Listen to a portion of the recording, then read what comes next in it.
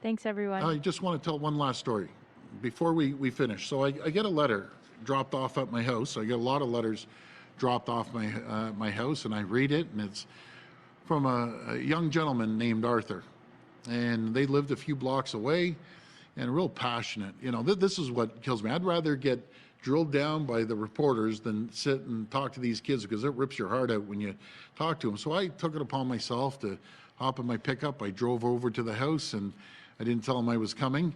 And he goes to a French school, and it was all written in French. Mother translated in English on the other side for me. So I went over and I knocked on the door, and this little guy comes out, and I said, "Are you Arthur?" And he said, "No, I'm Marcus."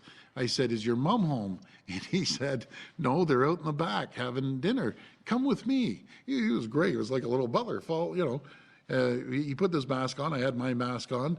And so we went in the backyard, the nicest family you could ever meet. And it was so difficult. So I met Arthur. And I'll tell you, he's going to be the future premier. I sat and asked him, I said, "Arthur, this is a situation. I'm going to bring it to cabinet." I was very upfront with him. But I'm really concerned about putting all the kids in the classroom. You know, if there was a choice, do you want to go back to class, or do you want to, I said, are you going to camp? He goes, "Yeah, I'm going to camp." I said, "Well, I'm just concerned about that. Which one would you want?" He goes, "Well, I want to go back to class." So after going back and forth, he was a tough negotiator, by the way. I got to get him into some of the negotiations. But at the end, he said, "I'd be happy if we had a graduation day," and that's for all grades, not just grade 8 and 12, and get to see his friends, and then he gets to go to camp, and he has a great summer. So what a great young man he is, and the family was just absolutely incredible. I'm very grateful that I met him last night.